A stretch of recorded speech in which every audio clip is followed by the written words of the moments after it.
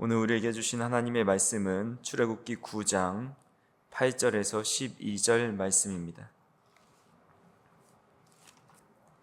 여호와께서 모세와 아론에게 이르시되 너희는 화덕에 제 두 움큼을 가지고 모세가 바로의 목전에서 하늘을 향하여 날리라. 애굽 온 땅에 티끌이 되어 애굽 온 땅의 사람과 짐승에게 붙어서 악성 종기가 생기리라. 그들이 화덕에 재를 가지고 바로 앞에 서서 모세가 하늘을 향하여 날리니 사람과 짐승에게 붙어 악성 종기가 생기고 요술사들도 악성 종기로 말미암아 모세 앞에 서지 못하니 악성 종기가 요술사로부터 애굽 모든 사람에게 생겼음이라. 그러나 여호와께서 바로의 마음을 완악하게 하셨으므로 그들의 말을 듣지 아니하였으니 여호와께서 모세에게 말씀하신과 같더라. 아멘. 일주일의 일상의 시작을 말씀으로 시작하신 우리 성도님들에게 이번 한 주도 하나님의 크신 은혜와 또 돌보심이 함께하기를 간절히 소망합니다. 오늘 우리가 읽은 말씀은 애굽 땅에 내린 6번째 재앙입니다. 우리가 지금까지 피, 개, 이파, 돌까지 보았습니다. 피 재앙, 또 개구리, 이 재앙, 또 파리, 돌림병, 그리고 오늘 종기, 악성 종기에 대한 재앙이 내리는 장면입니다. 하나님께서 모세와 아론에게 이 악성 종기에 대한 재앙이 내릴 때에 조금 특별한 행동을 하라고 하십니다. 8절 말씀에 보니까 여호와께서 모세와 아론에게 이르시되 너희는 화덕에 제 두 움큼을 가지고 모세가 바로의 목전에서 하늘을 향하여 날리라 라고 말씀합니다. 여기서 화덕은 단순히 밥을 짓는 그런 아궁이가 아닙니다. 이것은 벽돌을 굽는 큰 가마를 의미합니다. 이스라엘 백성들은 떼약볕에서 진흙을 이겨 벽돌을 만들고 그 뜨거운 불에 그것을 구워내는 그런 중노동에 시달렸습니다. 즉 이 화덕은 이스라엘 백성들에게는 고통의 현장이요 또 압제의 상징이고 또 눈물의 자리였습니다. 그들은 뜨거운 열기 앞에서 화상을 입어가면서 애굽의 국고성을 쌓아 올렸습니다. 근데 하나님께서는 바로 그 고통의 현장에 남아있는 재를 가지고 오라고 하십니다. 그리고 그것을 하늘을 향해서 날리게 되면 이것이 또 그들에게 돌림병으로 악성 종기로 오게 되는 그런 악성 종기가 된다고 말씀하고 있는 것입니다. 그러니까 그들을 괴롭히던 그 압제의 도구가 이제는 돌이켜서 그 애굽 사람들을 괴롭히는 심판의 도구로 변화된 겁니다. 그래서 9절에 보니까 그 재가 애굽 온 땅에 티끌이 되어 애굽 온 땅의 사람과 짐승에게 붙어서 악성 종기가 생기리라 라고 말씀합니다. 그 재가 티끌이 되어 사람과 짐승에게 붙어 악성 종기가 생깁니다.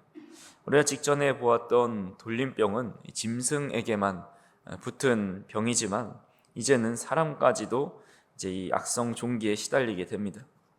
히브리어로 이 종기를 쉐힌이라고 하는데 펄펄 끓다, 뜨겁다라는 의미가 있습니다. 이스라엘 백성들이 화덕 앞에서 느꼈던 그 뜨거운 고통을 이제는 애굽 사람들이 자신들의 살갗과 또 몸으로 열병과 염증으로 고스란히 느끼게 되었다라는 겁니다. 이런 장면을 보면서 하나님은 공의로우신 분임을 선포하고 있습니다. 이스라엘 백성들이 애굽 사람들로부터 노역을 당하고 또 어려운 일을 당할 때 그것을 그냥 스쳐 지나가지 않으시고 그들이 당한 그대로 하나님께서 공의롭게 심판하시고 그렇게 행해 주시는 것을 보게 됩니다. 이런 하나님은 또한 우리의 하나님입니다. 우리가 세상에서 억울한 일을 당하고 누군가에게 부당한 일을 당할 때에 또한 하나님으로 인하여 눈물 흘릴 때에 하나님은 그 흘린 눈물을 결코 잊지 않으신다라는 겁니다. 우리를 힘들게 하는 그 화덕의 죄를 하나님은 기억하시고 때가 되면 그 고통을 갚아 주신다라는 것입니다. 그렇게 우리는 때로는 억울한 일을 당한다 하여도 낭망하지 않을 것은 하나님께서 우리의 괴로움을 다 아시고 또한 보시고 기억하시고 갚아주신다라는 사실을 기억하실 수 있기를 간절히 소망합니다. 이 재앙 앞에서 애굽은 또 한 번의 패배를 경험합니다. 11절에 보니까 요술사들도 악성 종기로 말미암아 모세 앞에 서지 못하니 악성 종기가 요술사들로부터 애굽 모든 사람에게 생겼음이라 라고 말씀합니다. 지금까지 애굽의 요술사들은 나름대로 모세에게 대항했습니다.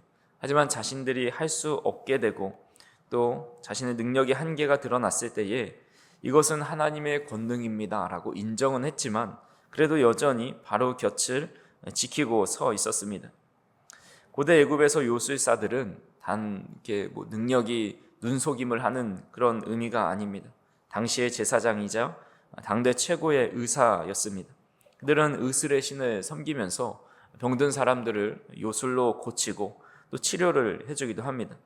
그런데 그렇게 치료자라고 자부하던 그들이 정작 자기 몸에 난 종기 하나 해결하지 못하는 것을 보게 됩니다. 남을 고치기는커녕 자신의 몸이 썩어 들어가자 이제 모세 앞에 부끄러워서 서지도 못하게 되었다라고 성경 말씀하고 있습니다. 이것은 인간의 교만과 기술이 창조주 하나님 앞에 얼마나 미약하고 보잘것이 없는가라는 것을 적나라하게 보여줍니다. 애굽 사람들은 자신이 가지고 있었던 의술과 또 믿고 있었던 그런 우상 신앙들이 결국 우리는 강하고 우리는 이것들이 지켜줘서 안전하다 자부하지만 눈에 보이지 않는 미세한 티끌 하나가 날아와서 결국 거대한 제국의 동물과 사람들에게 극심한 고통을 가져다 주고 또 그 시스템이 제국의 시스템이 마비되는 것을 보게 됩니다. 오늘날도 마찬가지입니다. 현대 사회의 과학과 의학과 또 경제 시스템을 우리는 때로는 맹신할 때가 있습니다. 전문가들이 나와서 인생을 설계해주고 또 건강에 대해 여러 가지를 지켜줄 것처럼 보지만 물론 우리는 그 혜택을 누리며 감사해야 하지만 그것이 결정적일 때 또한 우리의 진정한 구원을 이끄는데 도움이 될 수는 없다라는 것입니다. 몇 년 전에 코로나가 창궐했을 때 우리가 눈에 보이지 않는 이 작은 바이러스 때문에 전 세계가 멈춰 서는 것을 경험했습니다. 인간은 많은 것을 이루고 위대해 보이지만 결국 눈에 보이지 않는 그 작은 세균 하나 다스리지 못해서 큰 어려움들이 있었던 것을 보게 됩니다. 그렇게 우리가 의지하는 세상의 모든 것은 결국 우리가 모든 것을 이루고 통제할 수 있다고 생각하지만 우리의 삶을 온전하게 지켜줄 수 없다라는 사실을 우리가 깨닫고 우리가 섬기고 우리에게 영생을 허락하시고 우리를 지켜주실 수 있는 유일한 분이 바로 하나님뿐이라는 것을 믿으며 살아갈 수 있는 저와 우리 성도님들이 되기를 간절히 소망합니다. 오늘 본문에서 우리가 또한 주의 깊게 봐야 할 것 중에 하나가 바로 12절의 말씀입니다. 같이 한번 읽어보겠습니다. 그러나 여호와께서 바로의 마음을 완악하게 하셨으므로 그들의 말을 듣지 아니하였으니 여호와께서 모세에게 말씀하심과 같더라. 우리가 지금까지 살펴봤던 바로는 성경은 말씀하기를 바로가 마음을 완강하게 했다라고 기록을 합니다. 즉 바로 자신의 고집이었습니다. 근데 여섯 번째 재앙부터는 이 주어가 바뀝니다. 여호와께서 바로의 마음을 완악하게 하셨다라고 기록을 하고 있습니다. 우리가 이 말씀을 오해하면 안 될 것이 하나님이 멀쩡한 사람을 억지로 나쁜 마음을 먹게 하시거나 그의 마음을 강팍하게 하셔서 하나님의 말씀을 듣지 않게 하시고 또 죄를 짓게 만든 것이 아닌가 이렇게 생각할 수가 있습니다. 하지만 이 말씀의 진짜 의미는 유기하셨다, 내버려 두셨다라는 의미입니다. 하나님께서 그동안 바로가 회개할 수 있도록 양심을 찌르시고 또 두려움도 주시면서 그가 다시 돌아오기를 붙들고 계셨다라는 것이죠. 근데 그가 끝까지 거부하자 하나님께서 그 붙드셨던 손을 이제 내버려 두셨다, 유기하셨다라는 뜻입니다. 그래 내가 그렇게 고집을 부리고 싶다면 어디 한번 너가 원하는 대로 해봐라 하는 것이 바로 완악하게 하셨다라는 뜻입니다. 그러니까 자동차가 내리막길을 달릴 때에 브레이크가 잡아주지 않으면 결국 그 끝에서 큰 사고가 일어나게 됩니다. 죄인의 마음이 완악해져서 하나님의 은혜가 떠나게 되면 인간은 걷잡을 수 없이 죄악으로 치달아 결국 큰 사고가 또 파멸의 길로 가게 되는 겁니다. 바로는 온 나라가 병들고 신하들도 고통스러워하는데 혼자만 괜찮은 척, 강한 척하면서 고집을 꺾지 않습니다. 이것은 소신이 아니라 제정신이 아닌 것이고 영적으로 감각이 무감각해진 것이다 할 수가 있습니다. 그렇게 우리가 하나님께 드려야 할 감사 중에 하나는 하나님, 내게 돈을 많이 주셔서 감사합니다. 나의 기도 제목을 들어주셔서 감사합니다. 이것보다도 하나님 말씀 들을 때에 찔림을 주셔서 감사합니다. 죄 지었을 때에 마음이 아프고 통회하게 하시니 감사합니다. 이것이 바로 우리가 드려야 할 가장 중요한 기도 제목, 또 감사의 제목 중에 하나입니다. 우리의 양심이 살아있고 말씀 앞에서 부끄러움을 느끼고 눈물이 난다는 것은 아직 하나님께서 우리를 붙잡고 계시다라는 증거입니다. 이것이 은혜이죠.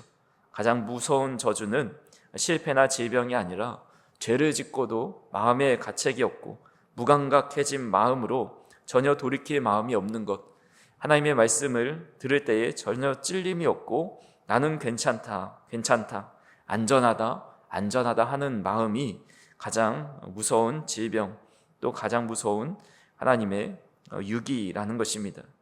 그렇게 우리가 오늘도 말씀 앞에 서서 하나님, 제가 이 말씀대로 오늘 살지 못하는데 저의 부족함을 용서해 주시고 제 완악함을 돌이킬 수 있게 해달라고 하는 것 자체가 하나님께서 우리를 붙잡고 계시는 거고 큰 은혜 중에 있다라는 사실을 꼭 기억하실 수 있기를 간절히 소망합니다.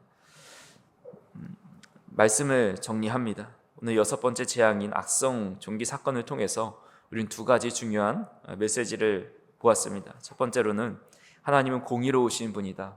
우리가 고통당하고 또 어렵게 외면당하는 것들을 하나님은 다 기억하시고 그 화덕의 죄가 오히려 애굽을 심판하는 도구가 되었듯이 하나님은 우리의 눈물을 닦아주시고 우리가 행한 그대로 하나님께서 갚아주신다, 하나님께서 우리를 대신해 주신다라는 사실을 의지해야 한다는 것이고, 두 번째로 완악함이야말로 가장 무서운 심판이라는 사실을 기억하면서 오늘도 우리가 마음이, 우리의 영이 살아있고 또 그 말씀 앞에서 반응하고 또 돌이키는 것이 얼마나 큰 은혜인지 우리가 생각하면서 얼마 남지 않은 한 해에 하나님, 우리가 여전히 하나님 안에 붙어있고 주님의 말씀을 들을 때에 마음의 변화가 생기고 또 돌이키고자 하는 그런 마음들이 생기게 하심에 감사하다는, 우리를 유기하지 않으시고 붙잡아 주시는 그 하나님의 은혜에 감사할 수 있는 복된 하루가 될 수 있기를